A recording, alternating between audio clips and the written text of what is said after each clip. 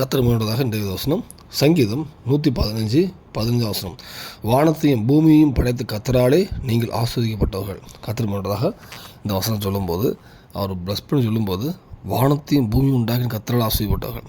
நீங்கள் காண்கிற எல்லாவற்றையும், இந்த பூமியை சிசித்த தேவன், நீங்கள் வானங்கள், நட்சத்திரங்கள், சூரியன், சந்திரன், இன்னைக்கு பன்னாந்து போக எல்லாவற்றையும் சிசித்த தேவன் நாமத்தில் ஆஸ்வதிக்கணும்னு எதிர்த்து போயிட்டுருக்கு.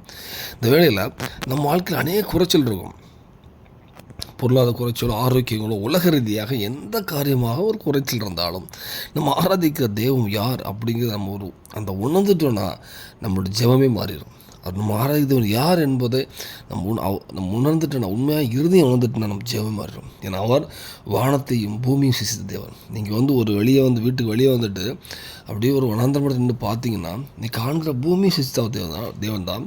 வானத்தை அண்ணாந்து பார்த்தீங்கன்னா அது எல்லா சூரிய நட்சத்திரங்களோ எல்லாவற்றையும் சிசித்த தேவன் அவர் தான். அதான் வேதம் சொல்லுது, வானத்தையும் பூமியையும், வானத்துக்கு எல்லாவற்றையும், நீங்கள் வானத்தை பார்க்க எல்லா காரியங்களையும், அதையும் பூமியில் நீங்கள் பார்க்க எல்லா பூமியையும் படைத்த கர்த்தர், அதை ஒரு சிசித்தாரலாம் அவருடைய நாமத்தில் கர்த்தரால் நீங்கள் ஆசைப்படும், அவர் மட்டும் நீங்கள் ஆஸ்வதிக்கப்படுங்கன்னு எதை சொல்லுது. அந்த அவர் மூலம் நீங்கள் வானத்தையும் பூமி உண்டாக்குற தேவன் நம்மளை ஆஸ்வதிக்கிறார். அதை எப்படி ஆஸ்வதமாக பாருங்கள்.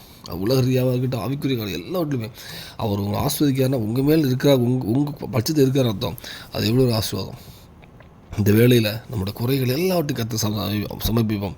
அந்த வானத்தை பூமி உண்டாக்க கர்த்தர் உங்களுடைய எல்லா தேவையும் நிறைவாக்கும். அந்த பூமியில் சாட்சியுள்ள தேவை பரலோகத்தை ஆயத்தப்படுத்துவார். அர்ப்பணிப்பும் தேர்ந்த கிருபை செய்வாராக. ஆமென்.